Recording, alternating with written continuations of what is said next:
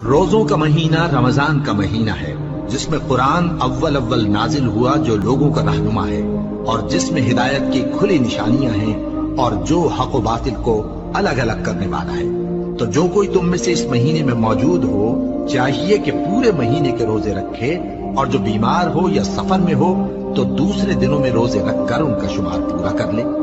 اللہ تمہارے حق میں آسانی چاہتا ہے اور سختی نہیں چاہتا، اور یہ آسانی کا حکم اس لیے دیا گیا ہے کہ تم روزوں کا شمار پورا کر لو، اور اس احسان کے بدلے کہ اللہ نے تم کو ہدایت بخشی ہے تم اس کو بزرگی سے یاد کرو اور اس کا شکر کرو۔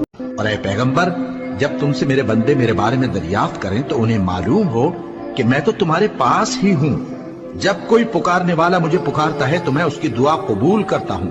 تو ان کو چاہیے کہ میرے حکموں کو مانیں اور مجھ پر ایمان رکھیں تاکہ نیک رستہ پائیں۔ روزوں کی راتوں میں تمہارے لیے اپنی عورتوں کے پاس جانا جائز کر دیا گیا ہے۔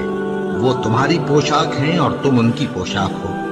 اللہ کو معلوم ہے کہ تم ان کے پاس جانے سے اپنے حق میں خیانت کرتے تھے، سو اس نے تم پر مہربانی کی اور تمہاری حرکات سے درگزر فرمائی۔ تو اب تم کو اختیار ہے کہ ان سے مباشرت کرو، اور اللہ نے جو چیز تمہارے لیے لکھ رکھی ہے یعنی اولاد، اس کو اللہ سے طلب کرو اور کھاؤ اور پیو، یہاں تک کہ صبح کی سفید دھاری رات کی سیاہ دھاری سے الگ نظر آنے لگے۔ پھر روزہ رکھ کر رات تک پورا کرو، اور جب تم مسجدوں میں اعتکاف بیٹھتے ہو تو ان سے مباشرت نہ کرو، یہ اللہ کی حدیں ہیں، ان کے پاس نہ جانا۔ اسی طرح اللہ اپنی آیتیں لوگوں کے سمجھانے کے لیے کھول کھول کر بیان فرماتا ہے تاکہ وہ پرہیزگار بنے۔ اور آپس میں ایک دوسرے کا مال ناحق نہ کھاؤ، اور نہ اس کو رشوتاً حاکموں کے پاس پہنچاؤ تاکہ لوگوں کے مال کا کچھ حصہ ناجائز طور پر کھا جاؤ، اور اسے تم جانتے بھی ہو۔